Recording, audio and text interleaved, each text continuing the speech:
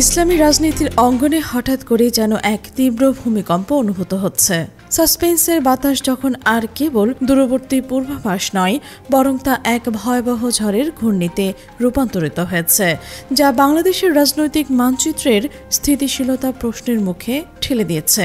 এক লহময় প্রশস্ত প্রচলিত রাজনৈতিক সমীকরণকে ওলটপালট করে দিয়েছে একটি মাত্র বিবৃতি, যা কিনা এসেছে বাংলাদেশ খেলাফত মজলিসের আমির মামুনুল হকের কাছ থেকে। তিনি সম্প্রতি অত্যন্ত স্পষ্ট ভাষায় ঘোষণা করেছেন, আসন্ন ত্রয়োদশ সংসদ নির্বাচনকে কেন্দ্র করে জামায়াতে ইসলামের সঙ্গে কোনো প্রকার ঐক্যজোট বা মিত্র গঠনের সম্ভাবনা নেই। এই একটি শব্দগুচ্ছ কেবল পোড়খাওয়া রাজনৈতিক বিশ্লেষকদেরই নয়, বরং সাধারণ অনুসারী এবং দেশবাসীকে যেন এক গভীর রহস্যের ঘূর্ণাবর্তে নিমজ্জিত করেছে। দীর্ঘদিনের লালিত ইসলামী ঐক্যের ভিত্তি কি তবে চিরতরে ভেঙে গেল, নাকি একটি আদর্শ শক্তির গভীর অন্তর্ঘাত, যার ফলাফল চূড়ান্ত এখনও জনসাধারণের কাছে রহস্যময়? এই প্রশ্নের উত্তর খুঁজতে এখন মরিয়া দেশের রাজনৈতিক মহল। এই উত্তপ্ত পরিস্থিতির কেন্দ্রবিন্দুতে এখন শুধু দলের শীর্ষ নেতৃত্ব নয়, বরং প্রভাবশালী পীর, হেফাজতে ইসলামের আমির থেকে শুরু করে ইসলামী ছাত্র ও যুব শক্তি সংগঠকরাও প্রত্যেকেই নিজস্ব ইঙ্গিত ও ব্যাখ্যা দিয়ে যাচ্ছেন, যা এই রাজনৈতিক নাটককে আরো বেশি জটিল ও রহস্যঘেরা করে তুলেছে। দেশের ইসলামী রাজনীতিতে এখন আলোচনার প্রধান বিষয়বস্তু একটাই: জামাতের সঙ্গে কি অন্যান্য ইসলামী দলগুলো নির্বাচিত জোট করবে? এই উত্তরের খোঁজে আলেম সমাজের নেতৃবৃন্দ এবং তাদের কোটি কোটি অনুসারীর মনে এখন চরম অস্থিরতা বিরাজ করছে। আদর্শের পবিত্রতা এবং রাজনৈতিক কৌশলের বাধ্যবাধকতা, এই দুইয়ের টানাপোড়েনের তৈরি হয়েছে চরম সাসপেন্স, যার প্রতিটি পরতে লুকিয়ে আছে আগামী দিনের রাজনীতির ভবিষ্যৎ। এই গল্পের সূচনা মূলত মামুনুল হকের বিস্ফোরক মন্তব্য দিয়ে। তিনি দৈনিক যুগান্তরকে দেওয়া এক বিশেষ সাক্ষাৎকারে যে সূক্ষ্ম কৌশলগত বিভাজন রেখাটি টেনে দেন, তা রাজনৈতিকভাবে অত্যন্ত তাৎপর্যপূর্ণ এবং সুদূরপ্রসারী ইঙ্গিত। তার যুক্তির গভীরে প্রবেশ করলে দেখা যায়, তিনি কেবল কৌশলগত সুবিধা অসুবিধা বিচার করেননি, বরং ইসলামী জনশক্তির ঈমান ও আনুগত্যের নিরাপত্তার প্রশ্নটি তুলে ধরেছেন। তিনি যুক্তি দেন, বিএনপি যেহেতু আদর্শগতভাবে একটি বিশুদ্ধ ইসলামী দল নয়, তাই তাদের সাথে জোটবদ্ধ হলে অনুসারীদের মধ্যে ধর্মীয় বিভ্রান্তি ছড়াবে।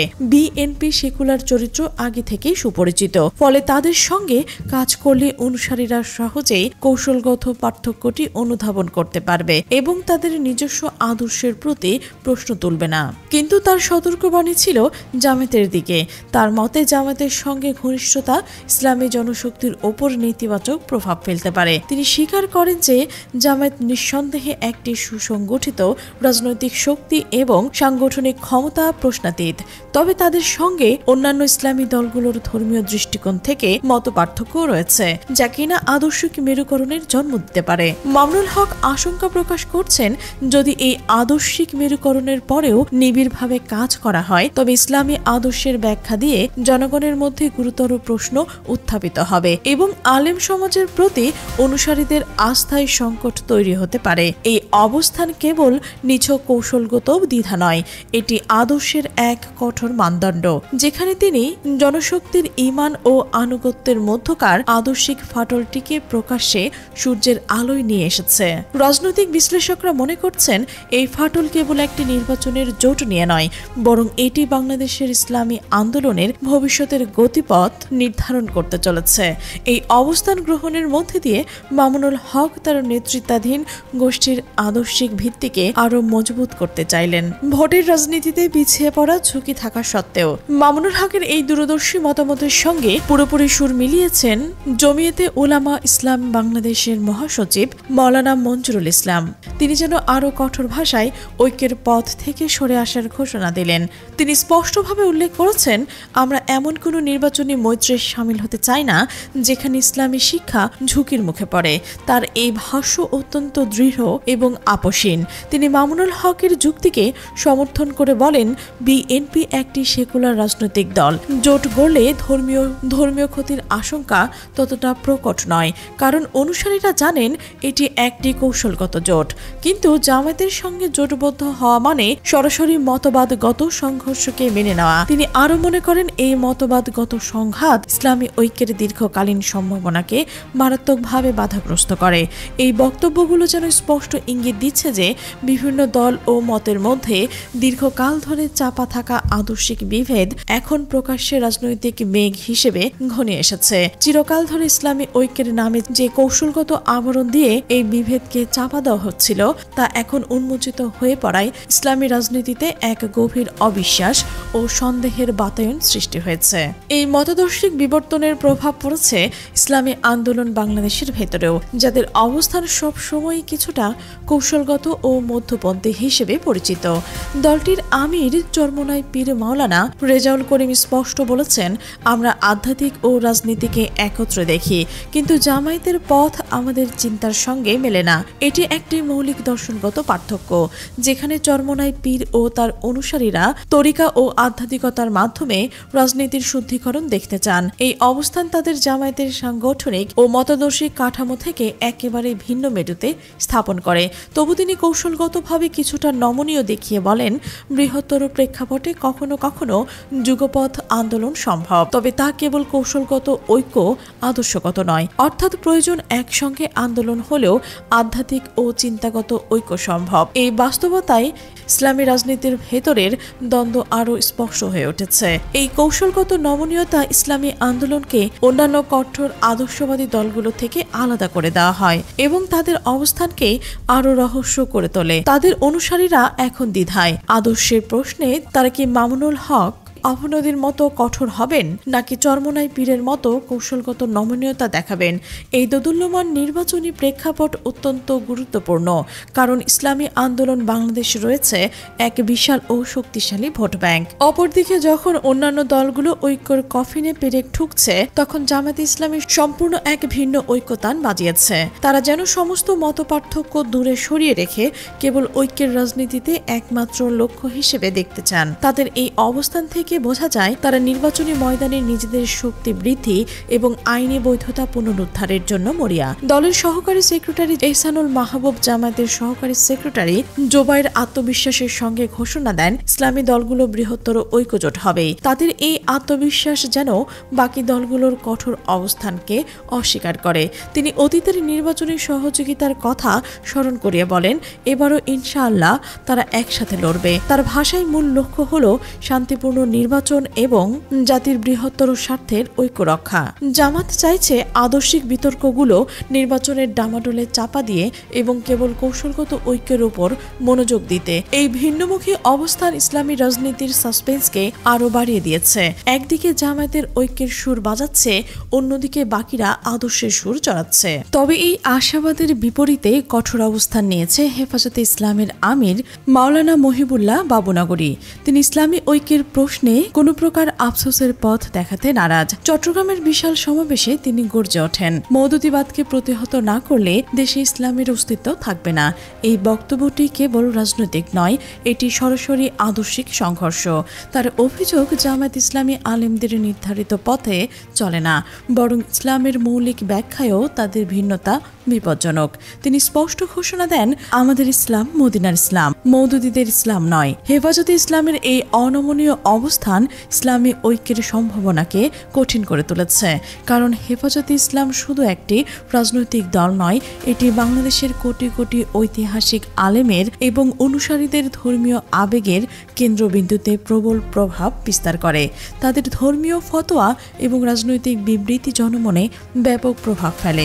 যদি হেফাজতে ইসলাম সরাসরি কোনো ঐক্যবদ্ধের বিরুদ্ধে অবস্থান নেয়, তবে সেই জোটের ধর্মীয় গ্রহণযোগ্যতা নিয়ে গুরুতর প্রশ্ন ওঠে। এই বক্তব্যটি নির্বাচনী ও রাজনীতিকে ছাপিয়ে আদর্শিক শুদ্ধির এক লড়াইয়ে পরিণত হয়েছে, যা সাধারণ অনুসারীদের মধ্যে তীব্র বিভ্রান্তির সৃষ্টি করেছে। রাজনৈতিক বিশ্লেষকরা মনে করছেন, ইসলামী দলগুলোর মধ্যকার এই গভীর আদর্শিক ও কৌশলগত দ্বিধা আসন্ন নির্বাচনী রাজনীতিতে এক বিশাল প্রভাব ফেলতে পারে। আদর্শের বিশুদ্ধতা বনাম ভোটের রাজনীতি, এই চিরায়ত দ্বন্দ্বই হতে পারে আগামী নির্বাচনের ফলাফল এবং সামগ্রিক ইসলামী রাজনৈতিক প্রক্রিয়ার দিক দিক নিদর্শন। যদি তারা আদর্শ রক্ষার জন্য এককভাবে প্রতিদ্বন্দ্বিতা করে তবে ভোটের মাঠে দুর্বল হয়ে পড়ার আশঙ্কা থাকবে। ইসলামী দলগুলো ভোট বিভক্ত হয়ে গেলে মূল সেকুলার দলগুলো সুবিধা নিতে পারে। আর যদি তারা ভোটের স্বার্থে আদর্শকে বিসর্জন দেয় এবং জামায়াতের সঙ্গে জোটবদ্ধ হয় তবে অনুসারীদের আস্থা হারানোর ভয় তাদের তাড়া করবে। এই উভয় সংকটই এখন সাসপেন্সের মূল কারণ। বিশ্লেষকরা এখন সতর্কভাবে পর্যবেক্ষণ করছে যে কোন দল এই সংকটের মোকাবেলায় কি পথ বেছে নেয়। এই বিতর্ক শুধু শীর্ষ নেতৃত্বের মধ্যে সীমাবদ্ধ থাকেনি। তৃণমূলের সাধারণ অনুসারীরা এখন ভয়াবহভাবে বিভ্রান্ত। একদিকে তারা প্রবলভাবে চান শক্তিশালী রাজনৈতিক শক্তি হিসেবে আবির্ভূত হতে, ঐক্যের পতাকার তলে সমবেত হতে। তারা চান ভোটের রাজনীতিতে নিজেদের গুরুত্ব প্রমাণ করতে। অন্যদিকে তারা দৃঢ়ভাবে বিশ্বাস করেন যে আদর্শের প্রশ্নে কোনো রকমের আপোষ করা উচিত নয়, বিশেষ করে যখন আলেম সমাজের শীর্ষ ব্যক্তিরা জামায়াতের আদর্শ নিয়ে প্রশ্ন তুলেছেন। সামাজিক মাধ্যমে, সংবাদ চ্যানেল, গণমাধ্যম সবখানেই চলছে তীব্র বিশ্লেষণের স্রোত। জনগণ প্রশ্ন করছেন কোন দল আসলে আদর্শের জন্য কতটা ত্যাগ স্বীকার করলো এবং আদৌ কি শেষ পর্যন্ত কোনো ঐক্য বজায় থাকবে। এই অবস্থায় আলেম ও রাজনৈতিক নেতাদের প্রতিটি পদক্ষেপ দেশবাসীর তীক্ষ্ণ নজর কেড়ে নিচ্ছে। যদি কোনো দলের নেতা জোটের পথে সমঝোতা করেন তবে তা কি আদর্শকে বিপন্ন করবে? আর যদি তারা সমঝোতা না করে এককভাবে নির্বাচনে অংশ নেয় তবে কি তারা নির্বাচনের রাজনীতিতে গুরুত্বহীন হয়ে পড়বে? এই জ্বলন্ত প্রশ্নগুলো এখন রাজনৈতিক অঙ্গনের প্রতিটি কোণে রহস্যের বাতাবরণ তৈরি করে ঘোরপাক খাচ্ছে। এই অধ্যায়ে একটি অত্যন্ত গুরুত্বপূর্ণ দিক হল ইসলামী আন্দোলন এবং হেফাজতের মধ্যকার মৌলিক কৌশলগত পার্থক্য। এই পার্থক্যই বর্তমান দ্বন্দ্বকে আরও জটিল করে তুলেছে।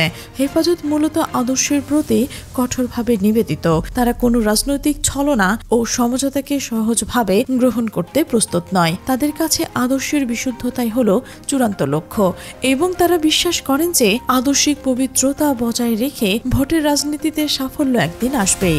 অন্যদিকে ইসলামী আন্দোলন তুলনামূলকভাবে নমনীয় এবং কৌশলীয়। তারা মনে করেন বৃহত্তর লক্ষ্য অর্জন এবং পরিবর্তিত রাজনৈতিক প্রেক্ষাপটে সময়ে সময়ে যুগপৎ আন্দোলন এবং কৌশলগত সমঝোতা অপরিহার্য।